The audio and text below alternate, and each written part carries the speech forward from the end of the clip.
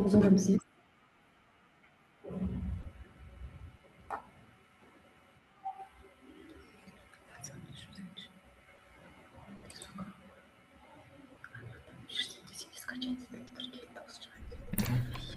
Ал құрметті әріптестер, сәттілік тілейміз барлықтарыңызға, қайырлы күн. Іле ауданының білім бөлімінің сараптамалық кеңесі отырысының 8 қазандағы 25 жылдың номер 1 хаттамасының негізінде аудандық педагогтердің инновациялық педагогикалық тәжірибелерін тарату негізінде қазір кешегі шыққан бұйрықпен осы жерде 8 мектеп беріліп отыр. Әдістемелік құралдарын 5 минут уақытта қорғап шығасыздар. Уақытымызды алмайық, бір-бірден қорғай береміз. Мұнда 50-ші орта мектеп, 6-шы, 24-ші, 38, 36, 15 және 44-ші мектептер белгіленген. Информатика пәнінің мұғалімдері бойынша. Қазір бізде 1-ші номердегі Жұмашбаева Санимай жоқ. Сондықтан 2-ші Молдажанова Гүлсанатқа береміз. Кезегі өзіңізде. Демонстрация жасап бастай беріңіз.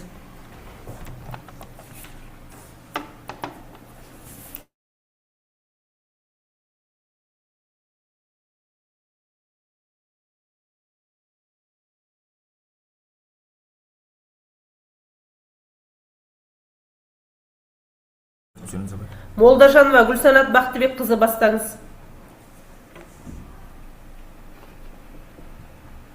Гүлсанат Молдажанова бастаңыз. 6-шы орта мектеп. Демонстрация экраны. Бастады ма? Все.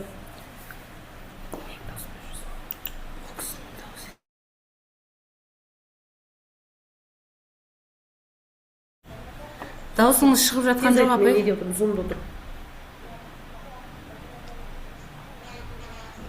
Гүлсанат апай, даусыңыз шығып жатқан жоқ. Оның күндерін не қыласың?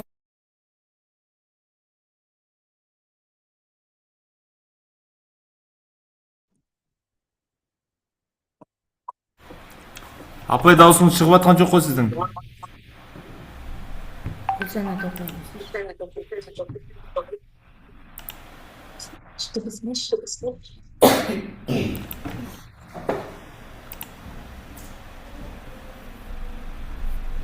Апай, сіздің даусыңыз. Әріптестер сіздерге естіліп тұр ма? Естіліп тұрған жоқ. Сіздің микрофоныңыз істемей тұр ау деймін, апай. Вообще даусыңыз жоқ. Не істейміз, апай? Мына дауысы естіліп тұрған жоқ. Вообще жоқ. Басқа мектептерде естіліп тұрған жоқ бізде. Бірақ сөйле. Онда өзгертеміз енді. Неге мына жерінде бір неке болмайды? Жоқ, шықты ғой. Жоқ, өшіріп қосып атсыз, апай, көріп тұрық, бірақ не қылмайды, сіздің даусыңыз естілмейді. Мүлдем дауыс жоқ сізде. Сіздің микрофоныңыз қосылған кезде де даусыңыз шығып тұрған жоқ. Қоссыз, міне даусыңыз бірақ естілмейді. Басқа мектеп қорғай беремін. Келесі мектеп қорғай берсінші онда. Гүлсанат апай, даусыңызды дұрыстап аласыз ба қазір 1-2 минут? Келесі мектеп бізде Өтебек Айгерім, Серкебаева Ақбота 24-ші лицей. Жабасаңыз, апай, демонстрацияны. Дауысын реттеп ала қойыңыз.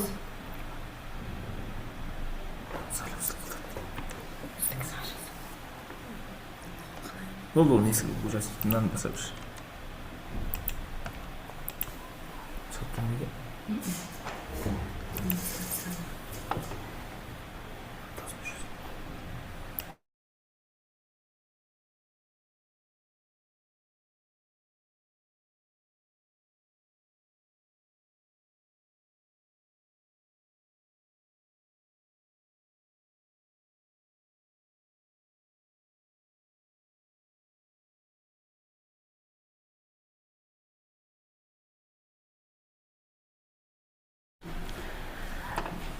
Сәлеметсіздер ме, құрметті әріптестер? Демонстрация көрініп тұр ма сіздерге? Даусымыз естіліп тұр ма? Қайырлы күн, құрметті әріптестер. Біздің әдістемелік құралдың тақырыбы Open Roberta Lab симуляторы көмегімен робототехника курсын жүргізу.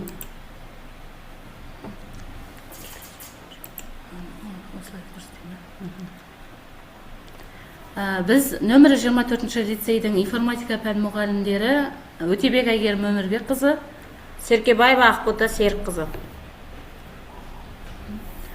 Біздің әдістемелік құралдың мақсаты 5-ші сынып оқушыларына робототехника негіздерін үйрету барысында Open Roberta Lab виртуалды зертханасын пайдалану арқылы оқушылардың алгоритмдік ойлау қабілетін дамыту. бағдарламалау дағдыларын қалыптастыру және шығармашылыққа баулу. Үшінші, оқушыларға алгоритм құру, логарифмдік логикалық операторлар, циклдар және шарттар арқылы роботтардың әрекеттерін басқаруға үйрету. Біздің әдістемелік құралдың міндеттері оқу танымдық міндеттер, робототехника негіздері туралы түсінік қалыптастыру, виртуалды ортада роботтарды құрастыру және басқаруды үйрету, алгоритмдер құру, блоктық және мәтіндік бағдарламалауды меңгеру. Дамытушылық міндеттері оқушылардың логикалық ойлау қабілеттерін жетілдіру, шығармашылық дағдыларын дамыту, топтық жұмыста өзара көмек пен ынтымақтастықты дамыту. Тәрбиелік міндеттер оқушыларды жаңа технологияларды тиімді қолдануға баулу, жауапкершілік пен табандылыққа тәрбиелеу, ғылым мен техникаға қызығушылықтарын арттыру. Біздің әдістемелік құралдың өзектілігі цифрландыру дәуірінде робототехника мен бағдарламалау салалары жылдам дамып келеді. Бұл курс оқушылардың технологиялық дағдыларын дамытып қана қоймай, оларды болашақ мамандықтарға дайындайды. Open Roberta Lab сияқты заманауи құралдар арқылы оқушылардың қызығушылығы артып, оларды STEM салаларына тарту мүмкіндігі артады. Бағдарламаның маңыздылығы білім беру жүйесіне жаңа инновациялық технологияларды енгізу, оқушылардың танымдық қабілеттерін дамыту және олардың түсінігін ойластырылған деңгейге көтеру арқылы оқу процесін жетілдіру бүгінгі күннің басты талаптары. Осы талаптарға сәйкес мұғалімнің басты міндеті оқушыларды болашақ жастарымыздың қалыптастыратын біліммен, біліктілікпен, кәсіби қызығушылықтармен, бейімділікпен және дағдылармен қамтамасыз ету. Бұл бағдарлама арқылы оқушылар робототехниканы, дизайн және технология негіздерін меңгереді. Бағдарламаның тақырыптық жоспарлары оқушыларға робототехника мен бағдарламалау туралы терең түсінік алуға мүмкіндік береді. Бұл оларға күрделі тапсырмаларды шығармашылықпен шешуге мүмкіндік береді.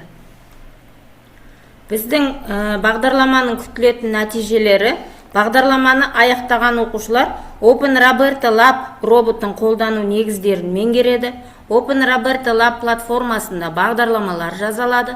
Робототехникалық жобаларды өздігінен жоспарлап, жүзеге асыралады. Робототехника және шығармашылық тапсырмаларды шешу үшін симуляторды тиімді пайдаланады.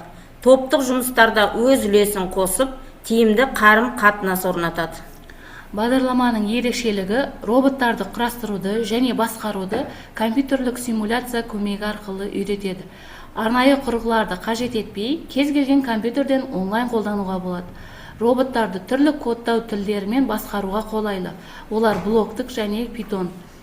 Оқушылар алгоритмдік ойлау қабілеттерін дамытады. Интуитивті интерфейс оқушыларға ыңғайлы. Әрбір тапсырма кезең-кезеңмен берілген. Open Roberta Lab симуляторы оқушыларға робототехниканы терең меңгеруге мүмкіндік береді.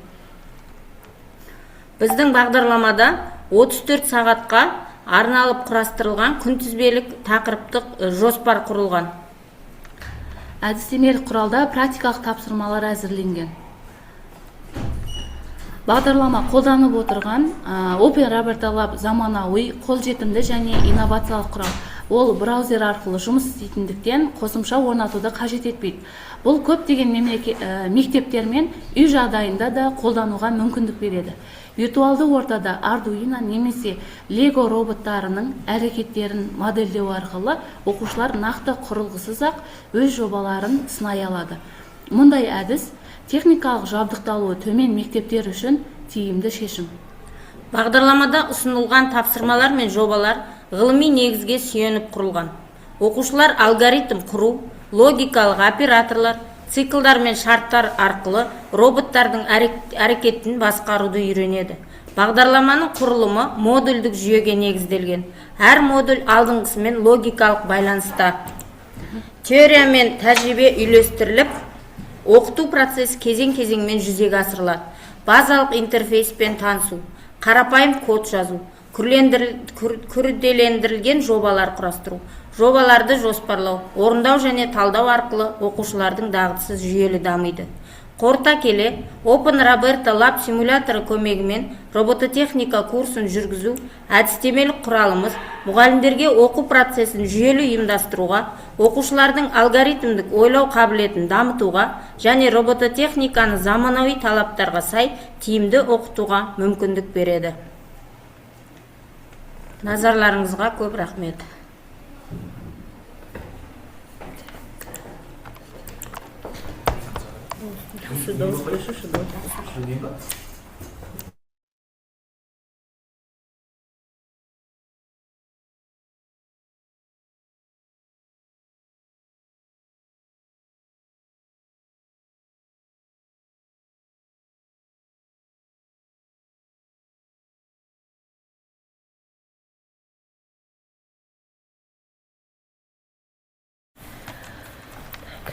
Гүлсанат апай, сіздікі дайын ба? Все, дайын ба? 5 минуттан кейін. Келесі онда Әбіл Жәнібек, 24 лицей, бастай қойыңыз.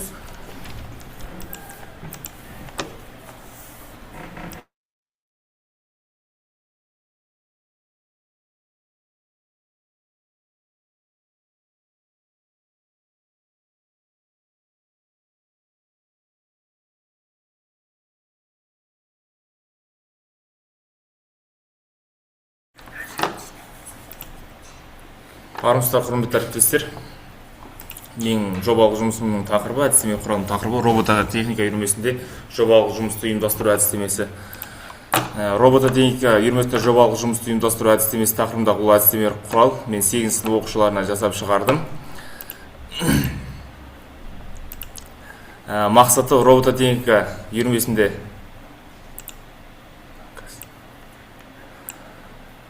Мақсаты роботтың әртүрлілерін зерттеу, олардың сипаттамалары мен жұмыс принциптерін түсіну, роботтардың жүйелі бағдарламалау және олардың жасақтаумен таныстыру, әртүрлі жобалық жұмыстарды жасау үшін қажетті дағдыларды дамыту.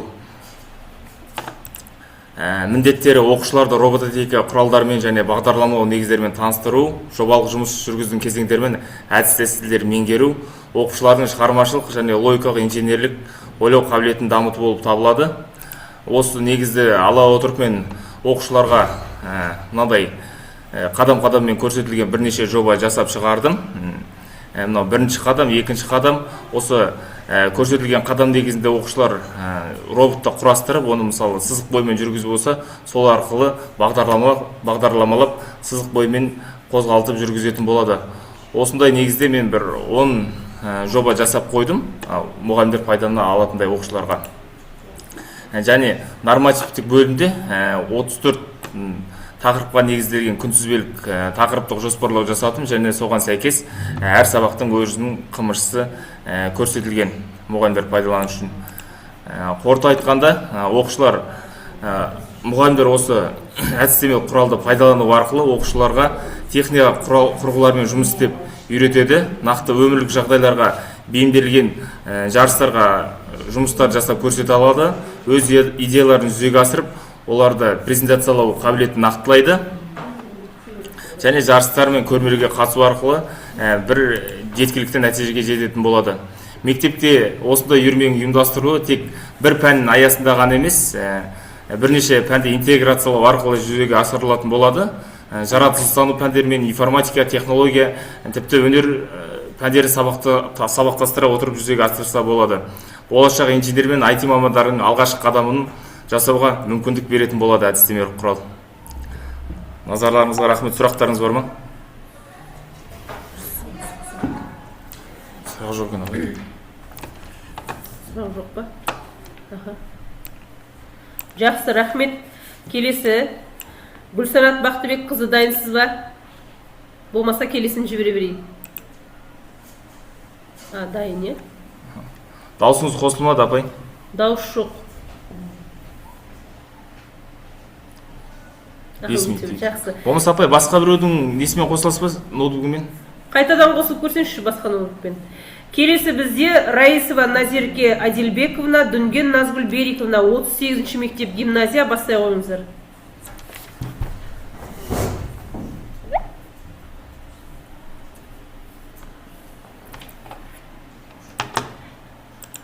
Мен жаңа дауысты өшіріп тастаған емес.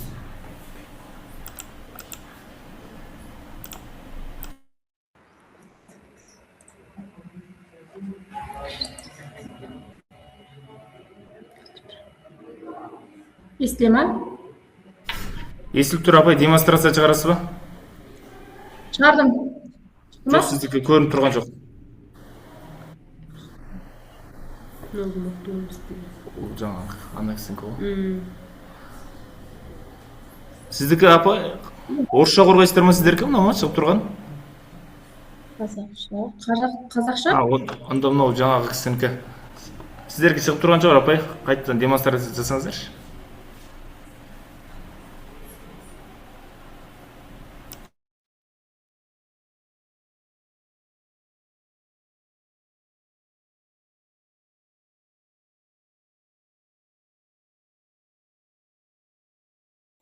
Демонстрация шықпады апай. Назгүл, Назерке демонстрация қоса қойыңыздар.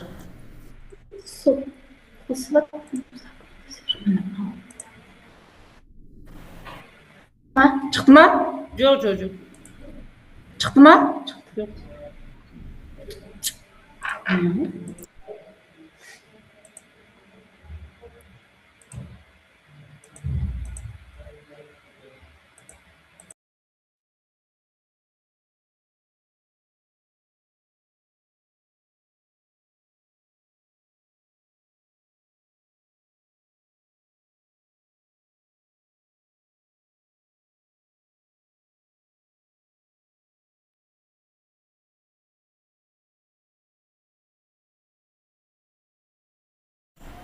Назерке апай, ана жерден поделиться дегенді бассыз ба? Поделицияны басып отырмын ғой. Окномен де поделиция жасадым, во весь экран қылып та поделиция жасадым, 2-3 түрлі поделициямен жасадым. Сіздікі не қылып тұрған жоқ, шығып тұрған жоқ. Міне жасыл жанды оны бар. Шықпай жатыр, е? Міне жасыл жанды. Не, жанып тұр апай, бәрін Жанып тұр, неге шықпайды? Мен даусым естілді ме 6-шы мектеп? Естілді апай. Болды. Онда 6-шы мектеп қорғай берсін. 6-шы мектеп қорғай беріңіз онда, Гүлсанат апай.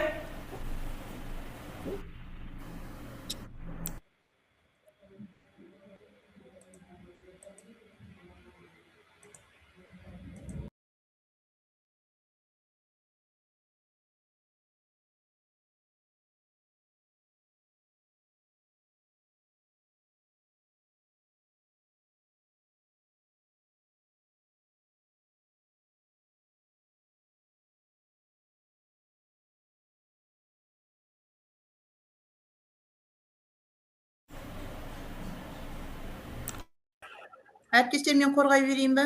Иә, қорғай беріңіз. Демонстрация жасайсыз ба апай? Иә, қазір 1 минут. Bir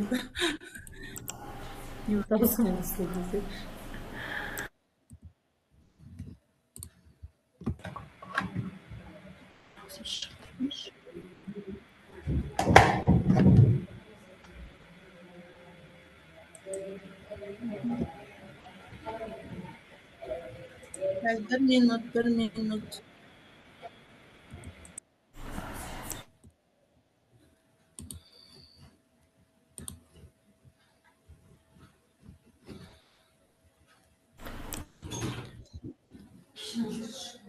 Жоқ, кірме, менде Zoom деп жазып тұрған жерде.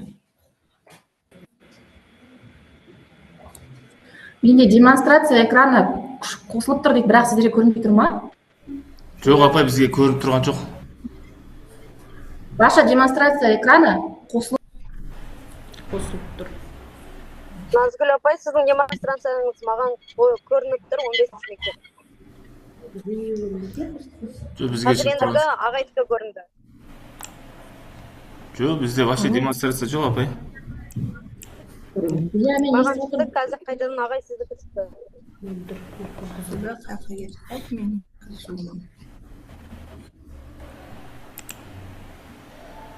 Апай, қайтадан ашып көріңізші демонстрацияңыз.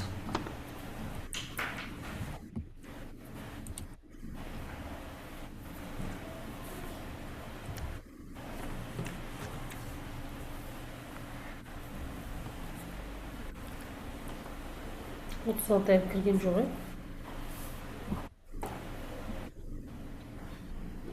Мә, 20 мың.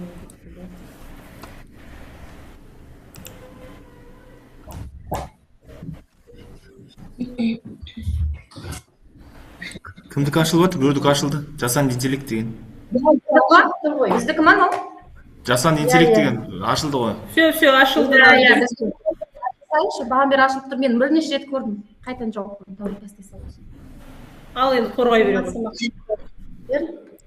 Біз номер 38 мектеп гимназиясының информатика пәнінің беріп және Назерке Әділбековна. біздің ұсынып отырған әдістемелік құралымыздың тақырыбы жасанды интеллект көмегімен жасалған комикстер арқылы екінші сыныпта цифрлық сауат пәнінің негізгі тақырыптарын оқыту болып табылады. Біздің әдістемелік құралда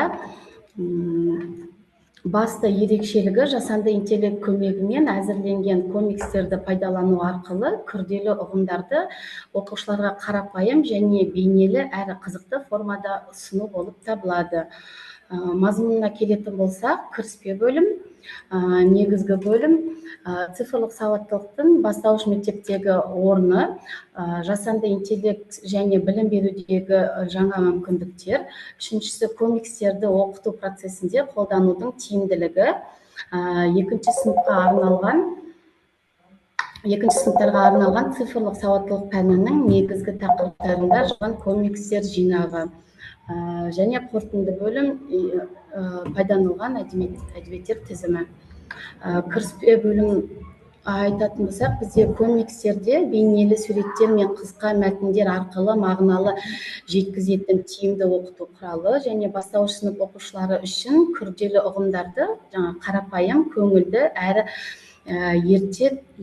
есте қаларлықтай түрде түсіндіруге мүмкіндік береді. Жасанды интеллект негізінде дайындалған комикстер оқушылардың назарын аударып қана қоймай, олардың ойлау қабілеттерін, есте сақтауын, қиялын және шығармашылық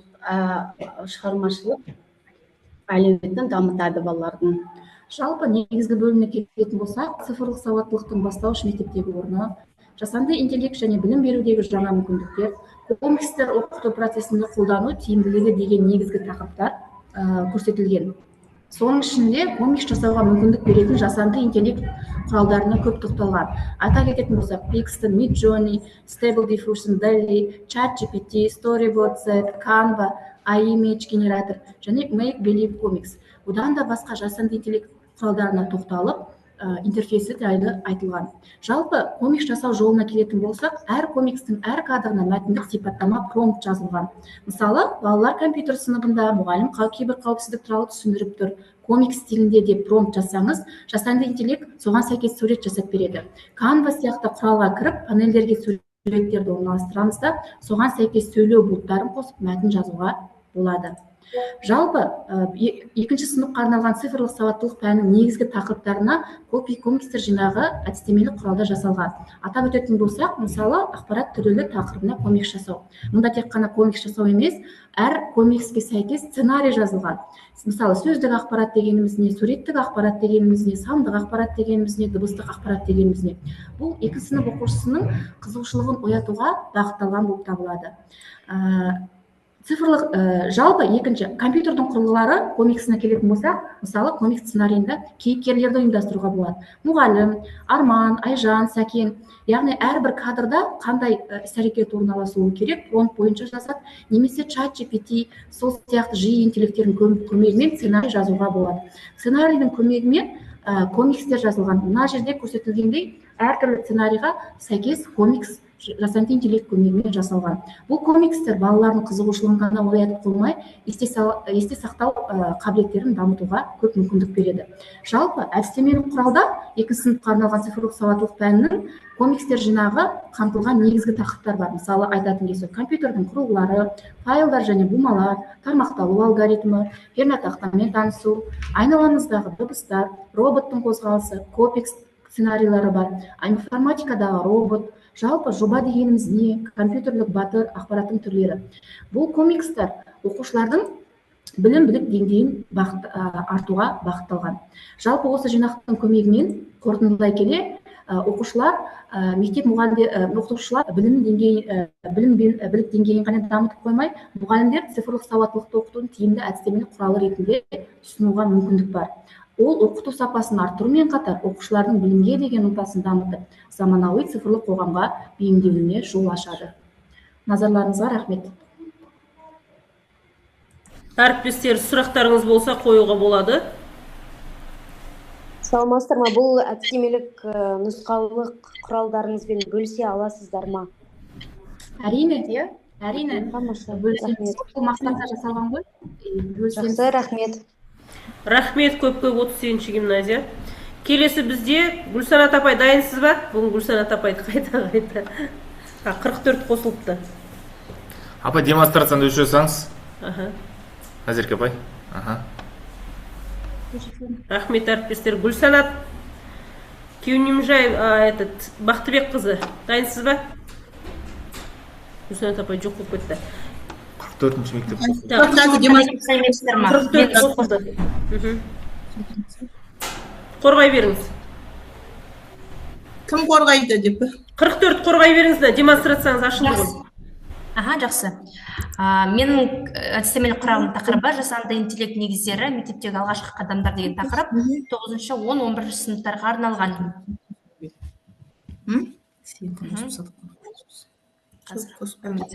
Бір минут. Бұл әдістемелік құрал 9-шы 10-шы 11-шы сынып оқушыларына арналған. Құралда жасанды интеллекттің айдың мүмкіндіктерін пайдалану арқылы сіздердің шығармашылық қабілеттеріңізді сыни ойлауды және жетекшілік дағдыларды дамытуға жолдарды қарастырылған. Яғни 9-11 сыныптарға арналған. Әдістеме құралдың негізгі мақсаты информатика пәнін тек теория ретінде емес, өмірде қолдануға болатын пайдалы білім көзі ретінде таныстыру. Жобалық және практика тапсырмалар арқылы оқушылар өз біліміңізді нақты өмірлік жағдайларда қолдануды үйренеді. Сонымен қатар жасанды интеллектті пайдалана отырып, заманауи цифрлық технологияларды меңгеру тәжірибелері артады. Бұл жерде құрал бірнеше бөлімнен тұрады. 3 бөлімнен. Бірінші бөлімде жасанды интеллект жайлы қарапайым түсініктер беріліп, информатика пәніне жаңаша көзқарас ұсынылады. Екінші бөлімінде жобалық оқытудың маңызы көрсетіліп, бейнені тану, деректерді өңдеу, чат-бот жасау сияқты қызықты жобалар үлгісі беріледі. Үшіншісінде топтық және жеке шығармашылық жұмыстарға арналған идеялар ұсынылады. Бұл арқылы оқушылар зерттеушілік қабілеттері дамып, тәжірибелік ойлауы жетілдіріледі. Бұл әдістемелік құрал біріншісінен информатика сабағын жобалар арқылы қызықты етіп оқуға болады. Екінші, жасанды интеллектті тәжірибеде қолдануды үйренуге және өз бетінше ізденіп, жаңа нәрселерді ашуға болады. Үшіншісі, шығармашылық ойлау мен цифрлық сауаттылықты дамытуға көмектеседі. Бұл қорытындылай келе, жасанды интеллект болашақтың ғана емес, бүгінгі күннің де айнымас бөлігі. Мектеп қабырғасында осы тақырыпқа алғашқы қадамдар жасау оқушының ертеңгі өміріне салынған инвестиция. Мен қарапайым ғана, кішігірім ғана жасадым. Әдістемелік құралым осы. Сіздікі екінші сыныптарға арналған, е? Жадыра. Жоқ, 9-10-11. 9-10-11. Все, түсінікті. Әріптестер, сұрақтарымыз бар ма? Сұрақ жоқ сияқты. Келесі әріптесімізге берейік. Саламатсыздар ма? 15-ші мектеп бастай берсе болады ма? Болады.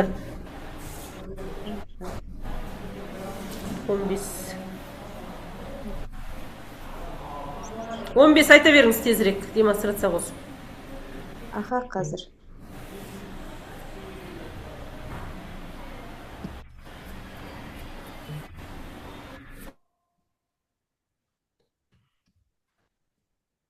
Көрініп тұр ма трансляция?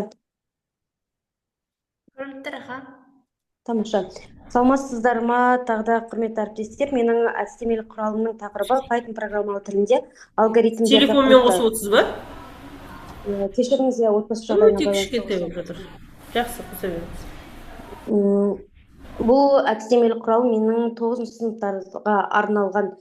әдістемелік құрал. Оның жалпы негізгі мақсаты массив ұғымын түсіндіру және де массивтермен жұмыс істеу дағдысын оқушыларда қалыптастыру, сонымен қатар массивтерді логикалық массивтермен жұмыс істеу және де массивтердің бір өлшемді, екі өлшемді мағынасын толыққанды түсіндіру, логикалық есептерді шығару дағдыларын қалыптастыру болып табылады. Енді бұл әдістемелік құралдың басты міндеті теориялық негізді меңгерту, одан кейін массивтермен байланысты есептерді өзі шығару, баланың түсіну және де өзіні еркін түрде есептер шығару және де өзіні ойдан есептерді құрастыру болып саналады. Енді бұл әдістемелік құралмен жұмыс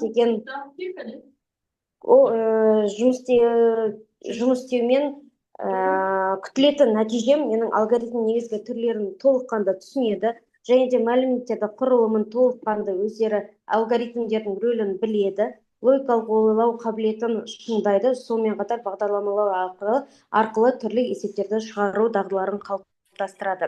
Енді әдістемелік құралға келетін болсам, жалпы 34 сағаттан құралған жоспары бар. Және де бұл жұмысты сіздерге презентацияны топқа жіберемін. Енді бір қысқаша түрде құрылымына келетін болсақ, бір өлшемді массив, яғни бір өлшемді массивтің жалпылама анықтамасы және де мысал есебі беріледі. Сонымен қатар осы есептерді теориялық түрде және де практикалық түрде түсінгеннен кейін қорытындылай келсе өзі оқушыға берілетін нұсқаулық хат қой, яғни бұның ішінде оқушыға түсіндірме жұмысы да, сонымен қатар практикалық тапсырма. Осы түсіндірілген есепке байланысты тағы да практикалық жұмыс ретінде өзі түсінгенін, білімін қорытындылау, бекіту тапсырмасы беріледі. Бұл бір өлшемді массивтердің қысқаша түрде бір тақырыпқа арналған тапсырмасы. Одан кейін міндетті түрде тест тапсырмасы болады, яғни тест тапсырмасы 20-шы сабақ, 20-шы күні орындалады. Ол жерден деңгейі анықталады, яғни осы массивтердің есептерінен не түсінді, қандай есепті шығарды және де қандай дағдылар қалыптастырды. Одан ары қарай 9-шы сыныптарда бізде Pygame, 4-ші тоқсанда Pygame кітапханасымен жұмыс басталады. Сол кезде Pygame кітапханасы туралы толыққанды түсіндірме жұмысы және де мақсаты, неліктен кейіпкерлерді осы суреттерді алу керек және де суреттермен бірге қоса, түсіндірме жұмыстарымен бірге қоса бізде суреті де және де кодтары да беріледі, яғни бірінші көріп отырғандарыңыздай суреттері және де анықтамасы қысқаша түрде және де бұл суреттерден қандай іс-әрекет орындалу керек, соны да көрсетіліп өтеді. Және де бірінші тапсырмасында арнайы дайын код беріледі. Осы кодты теру арқылы немесе осы кодты мен өзім практика жүзінде көбінесе бұл кодты дайын беремін оқушыларға. Бір папка сақтап, сабақ барысында бір папка сақтап, соны өздеріне бірінші орындатуға мүмкіндік беремін. Кейін екінші қосымша тапсырма, түсіндірме жұмысының соңында қосымша тапсырма көрініп тұрма сіздерге, яғни осы кодқа байланысты кішкене ғана өзгеріс енгізуді ұсынамын оқушыларға. Кейіпкерлердің санын көбейту немесе кейіпкерлерді орнын ауыстыру деген сияқты бірнеше өзгеріс беремін және де сол кодты түсіну арқылы бала өзі практикалық жұмысты, екінші жұмысты өзі орындап шығу керек. Бұл Pygame кітапханасымен жұмыс кезінде орындалатын дағдылар, орындалатын тапсырмалар. Одан ары қарай Pygame кітапханасын толыққанды аяқтап болғаннан кейін міндетті түрде тест алынады. Бұл 34-ші сабақ, яғни Pygame ұғымы бойынша, Pygame кітапханасы бойынша қандай дағдылар қалыптасты, қандай практикалық жұмыстар болды, суреттер не үшін енгізіледі және де қандай кодтар арқылы енгізіледі деген сияқты бекіту тапсырмасы ретінде тест жұмыстарын міндетті түрде алынады. Осылай, яғни әдістемелік құрал мұғалімге де және де оқушыға да қосымша құрал ретінде дайындалған еді. Енді ары қарай менің бұл әдістемелік құралдан күтетін нәтижем Python бағдарламалау тілінде кодтау негіздерін еркін қолдана алатын ұстазды, шығармашыл ұстазды және де сол білікті оңай және де тез түсініп алатын бала, білім алушы қалыптастыру. Назарларыңызға көп рахмет. Осы менің әдістемелік нұсқаулық жұмысым еді. Сұрақтарыңыз бар ма? Жадыра Дүйсенғазиевна, көп рахмет. Сұрақтарыңыз болса қоюларыңызға болады. Қазір Мөлдір Ерболқызы. Мөлдір Ерболқызы. Иә, 15-ші. 15 еді ғой, иә, кешіріңіз. Иә. Енді әріптестер мынандай ғой, көп рахмет. Қазір уақыт бітеді, сосын қайтадан кіреміз мына 2-3 әріптесіміз үшін. Қайтадан кіргенде осы 8 жұмыс қайта кіріңіздер. Ұстаздар, полный кіріңіздер. Менің демонстрациям көрініп тұр ма? Жақсы. Демонстрация көрініп тұр ма? Жоқ, ал аша қойыңыз өзіңізкін. Кім 44-ші мектеп өзіңізкін жауып тастаңыз. Жақсы. Иә, жаба қойыңыз. Гүлсанат апайдікі ашылсын. Апай, мынау 2 минут қалды. Гүлсанат апай, өшіріп қайта қосайық. Көрінді ма сіздер? Көрген жоқ па соны? Көрінді, бірақ сіздікі қазір 1-2 минуттан кейін өшеді. Жақсы. Өшіріп қайта қосайық. Иә.